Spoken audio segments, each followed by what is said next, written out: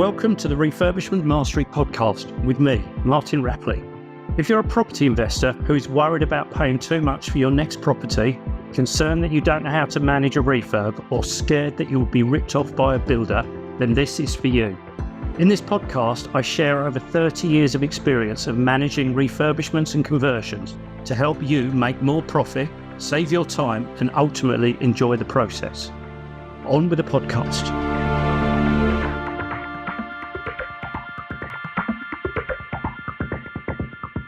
Hi there, and welcome to this episode of the podcast, in which, once again, I'm going to be talking to you about a topic that comes up on a regular basis when I'm working with members of my community, but actually potentially comes up even more frequently when I'm working with clients on a one-to-one basis. And I suppose in many ways, it's not actually a topic, it's actually a circumstance that comes up on a regular basis.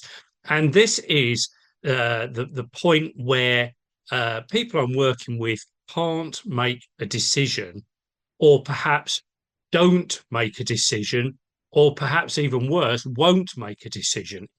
Effectively, what we would call decision paralysis. And if you're burdened by decision paralysis, then your investment journey is going to be slowed down. Your refurbishments, your conversions, your developments are potentially going to stutter, go in fits and starts, and ultimately you are going to be continually stressed because you will be continually concerned that you have got to make a decision, or that the decision you made yesterday, last week, last month was actually incorrect, and will come back and bite you somewhere down the line. So I thought I would just share with you some of my learnings relating to decision making over the years, over my career, and pass on the advice that I give to people now. And in fact, the same advice in many ways that I have been sharing with people for 20, 30 years or so, since I first started managing other people in a more direct way. And I think the place to start here is understanding as to what is stopping us making a decision. And I think in many cases, and to a certain extent this includes me, but I can see it coming and I can work towards it. But the biggest cause of people not making decisions realistically is that they don't have sufficient information. Now, that's not to say that they realize that they don't have sufficient information. But in reality, if you've got plenty of information in front of you with respect to the situation that you've got to make a decision about, then I guarantee it will be easier to make a decision. So ultimately, if you have to make a decision and you find yourself procrastinating, it is highly likely that you don't have sufficient facts in front of you to allow you to make that decision.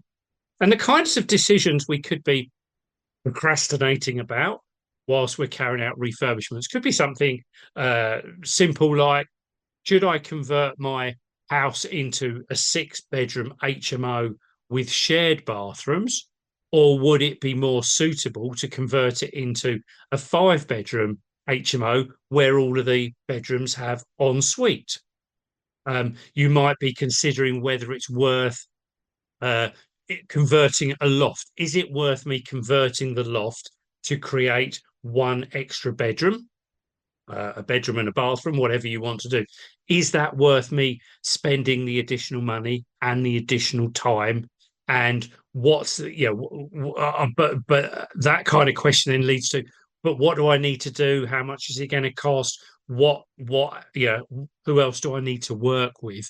And you can start to see how these kinds of ideas that you might well have sitting at home on nice and quiet one evening, these ideas come into your head and they just bubble around for ages until you actually can get to a point where you can make a decision. And sadly, for some people, those ideas just bubble around and bubble around and bubble around. And in the end, they just don't know where to go because they're not in possession of the full facts. Now, where are you going to get the full facts from? The key thing is you need to do some research. You need to be prepared to take advice, almost certainly speak to people, but you can do an element of research, of course, on the internet in your own time using ChatGPT and things like that, if necessary, if appropriate. But the kinds of information you might want to get some advice about is understanding the scope of work. What work do I need to do? What is the extra work I need to do to help me understand more about this particular element of the project that I'm considering? And in a lot of cases, that could well be that you need to speak to an architect. Architects will help you understand the additional work for converting the loft. Perhaps they'll put together some floor plans or some sketches for you to help you understand how a 6-bedroom HMO with a shared bathroom might look in comparison with a 5-bedroom HMO with ensuite bathrooms. So architects for scope of work and designed type things. You may, if you're already working with a building control surveyor, you may be able to talk to a building control surveyor to understand elements of compliance with the building regulations. If I convert the loft space, is that going to have some impact on the fire alarm that I need to install? Might I need to consider a secondary means of escape? Might there be some other regulations with respect to acoustic insulation or things like that? And once you start to get to know this additional work, the additional things that are needed, you can start to go on to the next thing and say, well, what is the likely cost of this additional work? And the people that can help you with costings are the professional people that will help you with costings are quantity surveyors, but you may well be in a position also to talk to builders. And members of my community obviously talk to me about this extensively, and me as a quantity surveyor can give those kinds of advice. But now we've got some idea of what's the scope of the work, what do we need to do to make it compliant, and now we're getting an idea as to what is the cost of the work. And what we're looking at from a cost perspective is what is the extra cost, or what is the alternative cost? So what's the cost of the 6-bedroom HMO scheme in comparison with the cost of the 5-bedroom all ensuite HMO scheme? So we can start to compare costs because we've got two different options in front of us. We may want to talk to estate agents to understand the potential final value of the property or the unit, however that may be valued based on the work you're doing. So now we can start to compare the effect of the additional spend with the potential additional value that may be created at the end.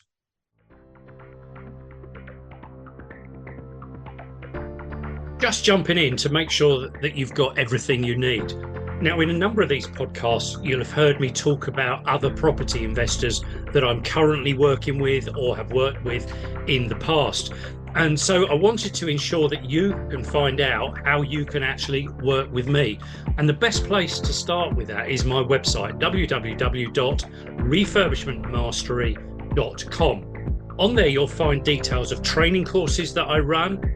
You'll find details about my community and also how you can work with me on a one-to-one basis when you are progressed far enough down the line.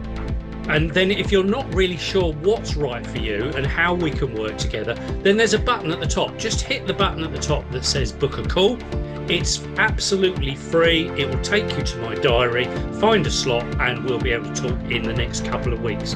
Remember, the website is refurbishmentmastery.com. I really look forward to helping you with a successful delivery of all of your projects. Now, back to the podcast.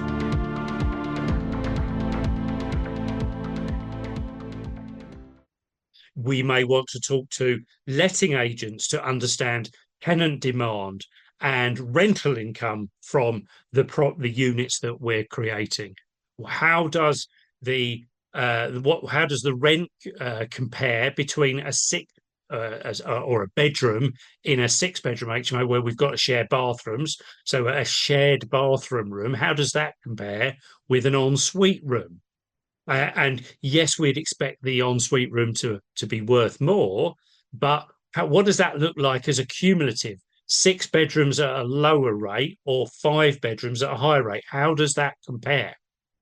And in some situations, you may also need to talk to your mortgage broker to understand how the finance might work on your model, and how lenders might view that model, and as a result, how much money you may leave in the deal, or indeed with commercial HMOs, how might that HMO actually be valued, as far as taking account of the yield for your area and the multipliers that the different lenders apply.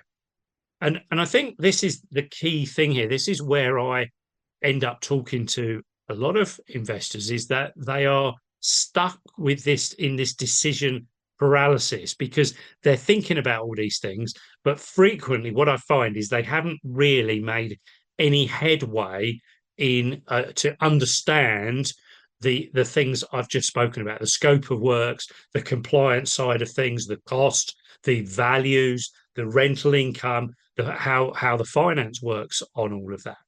And it's only once you've got that kind of information in front of you, and I suppose there's another one as well from a builder's perspective, is how much longer might the work take. Sometimes it's negligible, but sometimes some things like a loft conversion could easily add on another 6 weeks worth of work, or so 6 to 8 weeks worth of work. So with this information in front of us, it's now much easier to make the right decision, because you should know the metrics by which you are making these decisions. Your metric might be, I want to make this percentage return on the money I leave in the deal. It might be, I want to ensure that I add value to my property.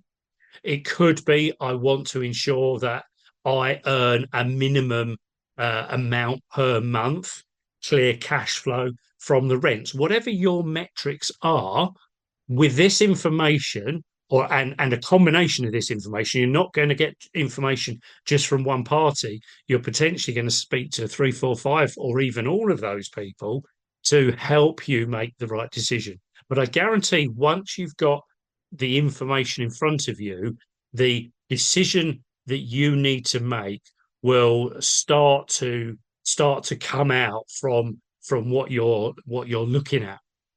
And one of the things I used to say to people that worked for me many years ago was that I would never ever criticize them if they made a mistake and subsequently it turned out not to be the right decision. So they made a decision and subsequently it turned out that it was perhaps a little bit of a mistake. It was perhaps the wrong decision.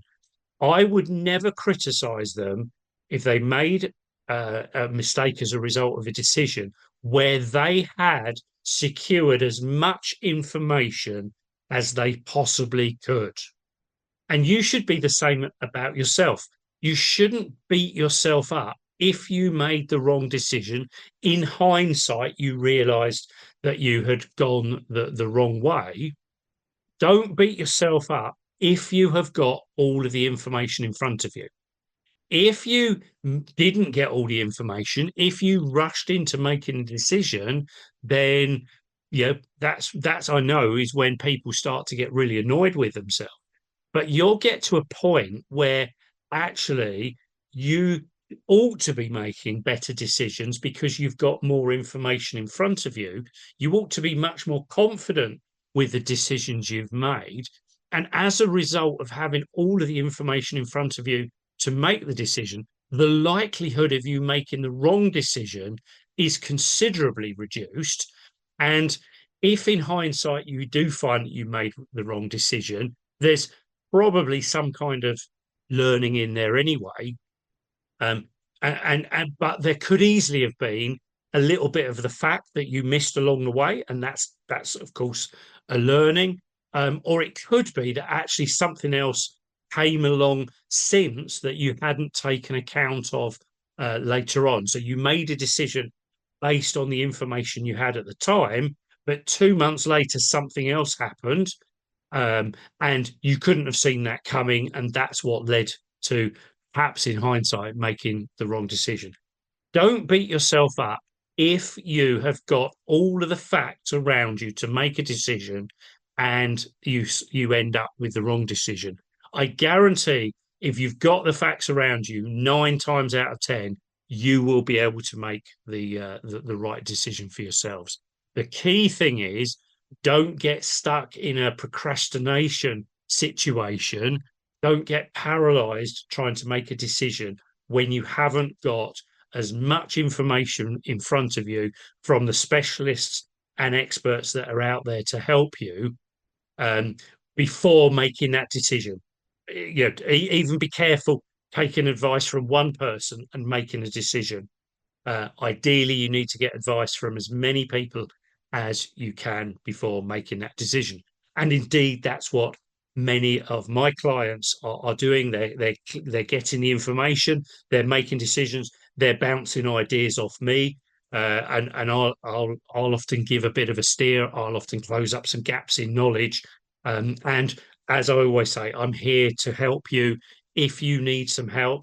If we can cover it off in a little 20-minute phone call, then that's absolutely free. So feel free to send me the points that you're struggling to make a decision over, and I'll see if I can shed some light on it, give you a bit of a steer as to what I might do in your situation, or indeed perhaps suggest who you need to speak to get some additional information to help you make the right decision.